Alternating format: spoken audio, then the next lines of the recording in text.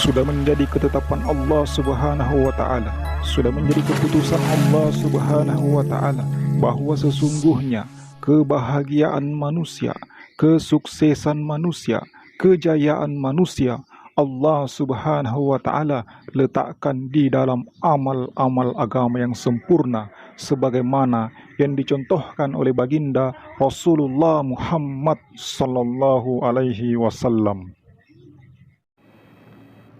Assalamualaikum warahmatullahi wabarakatuh. Alhamdulillahirabbil alamin wassalatu wassalamu ala rasulil karim. Amma ba'd. Sahabat kaum muslimin rahimakumullah, kita ngopi lagi, ngobrol perkara iman. Kali ini kita akan membahas yaitu bagaimana hukumnya seorang makmum membaca surah Al-Fatihah di dalam salat berjemaah. Jadi ada beberapa pendapat ulama kita ya. Ada yang ulama kita yang berpendapat bahwa makmum tidak perlu membaca surah Al-Fatihah dalam salat berjemaah, cukup mendengarkan daripada bacaan imam. Berdasarkan dalil yang mengatakan bahwa Al-Fatihahnya imam itu Al-Fatihahnya makmum. Jadi kalau imam sudah membaca Al-Fatihah, maka makmum juga sudah dapat. Seperti itu. Namun pendapat ulama kita ini, ulama-ulama kita yang lainnya itu menganggapnya bahwa pendapat ini lemah ya, lemah. Hanya bisa dipakai dalam keadaan tertentu, dalam keadaan darurat. Sebagai contoh, ulama-ulama fuqaha kita, ulama-ulama fikih, ketika di dalam salat berjemaah ada seorang makmum yang terlambat, imam sudah dalam posisi ruku, kemudian makmum langsung masuk ke barisan, kemudian takbir, langsung ruku, maka seorang makmum ini dapat satu rakaat. Padahal kan tidak membaca surah Al-Fatihah, tapi dianggap sudah dapat satu rakaat di dalam sholat. Maka ini bisa dipakai dalil yang tadi, yang mengatakan bahwa Al-Fatihahnya imam itu Al-Fatihahnya juga makmum, itu dalam keadaan darurat seperti contoh yang tadi. Namun ada juga ulama kita yang berpendapat bahwa ketika imam selesai membaca surah Al-Fatihah, barulah makmum membaca surah Al-Fatihah. Nah, ini berdasarkan dalil dalam Al-Quran bahwa Allah Subhanahu wa taala mengatakan, kurang lebih artinya, apabila dibacakan ayat-ayat Allah atau Al-Quran, maka dengarkanlah dan diamlah. Jadi kita diperintahkan untuk mendengarkan dan diam. Jadi setelah imam membaca surah Al-Fatihah, barulah kita membaca surah Al-Fatihah. Namun ini juga ada kekurangannya ya. Kekurangannya di mana?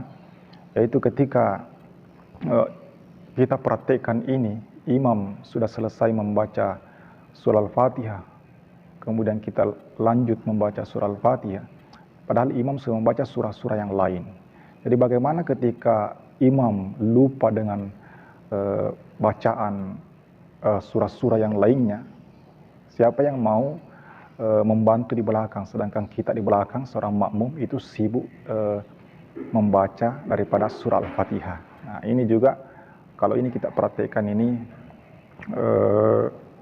ada seperti tidak sesuai ya, tidak sesuai, karena kita sibuk membaca surah Al-Fatihah, imam sudah sibuk membaca surah-surah yang lain, sedangkan apabila imam ini salah, lupa dalam bacaannya, siapa yang mau membantu di belakang? Kemudian melanggar juga dalil yang mengatakan bahwa apabila dibacakan ayat-ayat Allah, maka dengarkan dan diam.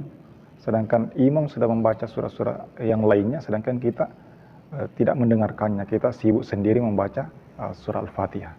Jadi ini juga kurang tepat ya, kurang tepat. Kecuali kalau imam selesai membaca surah Al-Fatihah, kemudian diam sejenak, memberikan kesempatan kepada makmum untuk membaca surah Al-Fatihah, maka itu diperbolehkan. Namun kita lihat sekarang itu jarang ada yang mempraktikkan seperti itu. Rata-rata imam ketika selesai surah Al-Fatihah langsung, tidak ada jeda, disambung dengan membaca surah-surah yang lainnya. Maka makmum tidak ada kesempatan untuk membaca surah Al-Fatihah.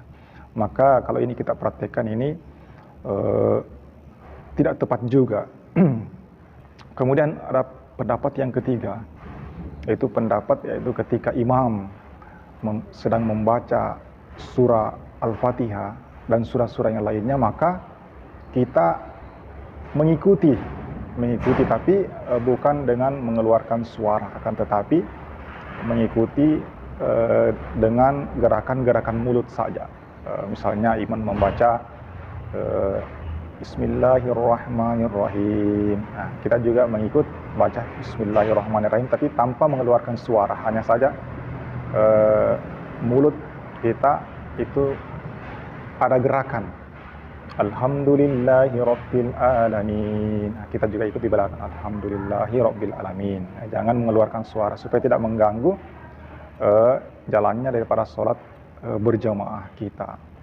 Jadi ini pendapat yang kuat ya, dan tidak melanggar juga dalil bahwa ketika dibacakan ayat-ayat Allah maka dengarkanlah dan diam. Itu tidak melanggar. Kenapa? Karena kita sudah mendengarkan tadi dari setiap kalimat-kalimat yang dibaca oleh imam, kita sudah dengarkan, kita sudah diam, tapi setelah selesai imam membacanya barulah kita mengikuti setiap kalimatnya. Iyyaka na'budu wa iyyaka nasta'in.